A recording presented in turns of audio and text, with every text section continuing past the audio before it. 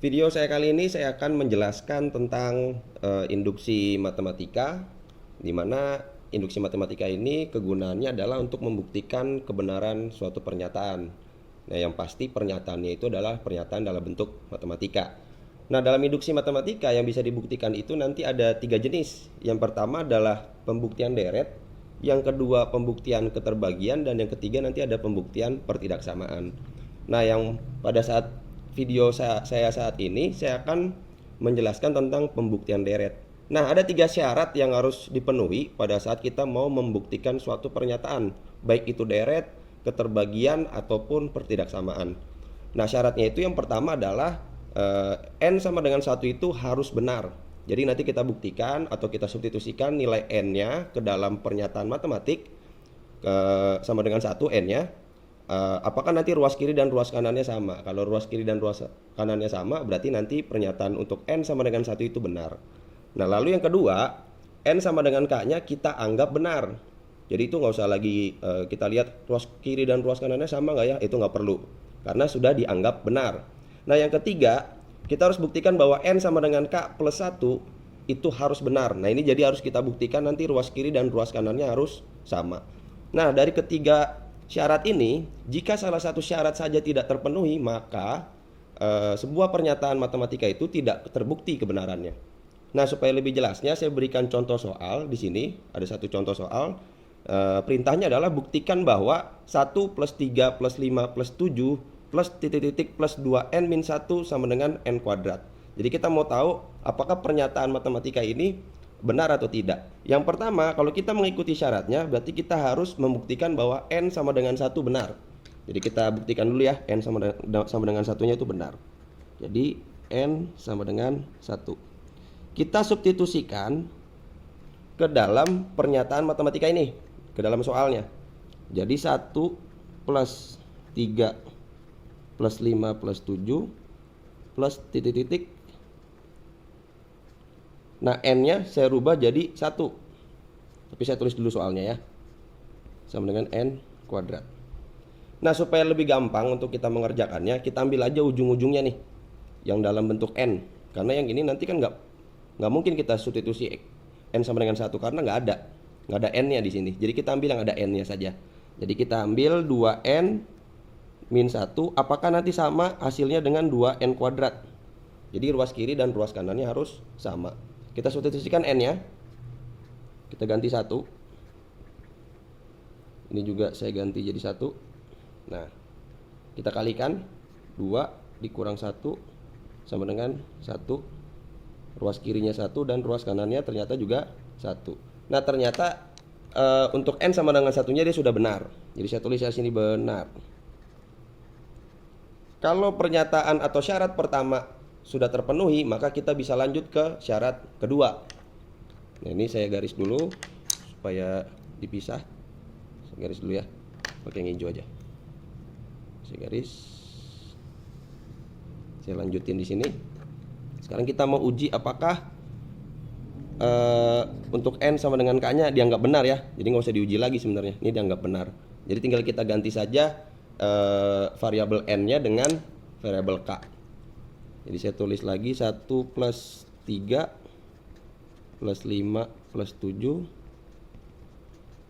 Si N-nya kita ganti K. Jadi 2K min 1 sama dengan K kuadrat. Oke ya, ini sudah dianggap benar. Jadi saya tulis ini benar. Nah, lalu yang ketiga, syarat ketiga adalah di mana N-nya sama dengan K plus 1. Nah, biasanya di syarat ketiga ini yang membuat kita kesulitan ya untuk melihat bentuknya. Nah, ini saya kasih cara simpelnya saja. Cara simpelnya kita ambil saja N sama dengan K-nya dari 1 sampai sini. Tidak usah sampai sama dengan K kuadrat. Jadi yang ruas sebelah kirinya kita pindahin ke pernyataan atau syarat N sama dengan K plus 1. Jadi kita turunkan dia 1 plus 3 plus 5 plus 7.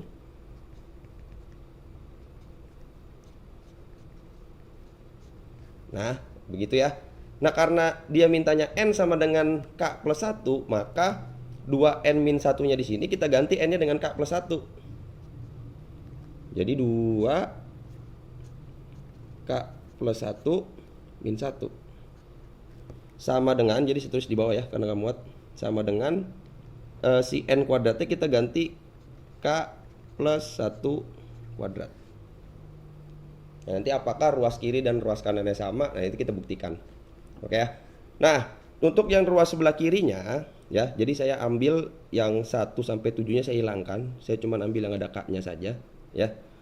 Bahwa 1 ditambah 3 ditambah 5 ditambah 7 sampai 2k min 1 tadi kan kita sudah dapatkan di n sama dengan k ya. Bahwa bentuk ini ya, bentuk ini yang saya kasih batas garis merah sampai sini. Nah, ini dia. Ini bisa kita ganti menjadi k kuadrat. Karena tadi sudah kita anggap benar di n sama dengan k. Jadi bentuk yang ini kita ganti dengan k kuadrat. Jadi k kuadrat plus, ya ini bisa kita kalikan secara aljabar. 2 dikali k, 2 dikali 1. Jadinya 2k plus 2 min 1 itu sama dengan ruas kanannya, yaitu k plus 1 kuadrat. Nah, kira-kira seperti itu ya. Nah, setelah itu apa yang harus kita lakukan? Kita hitung yang bisa kita hitung.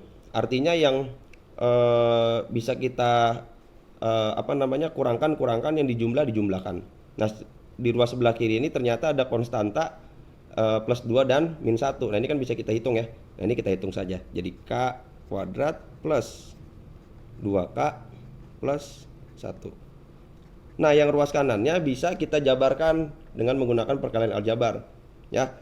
Dimana kalau k plus 1 dikuadratkan itu kan k dikuadratkan k kuadrat ditambah k dikali 1k dikali 2 jadi 2k. Sekarang tinggal satunya dikuadratin. 1 kuadrat itu tetap 1. Nah, ternyata ruas kiri dengan ruas kanannya sama, maka dia benar.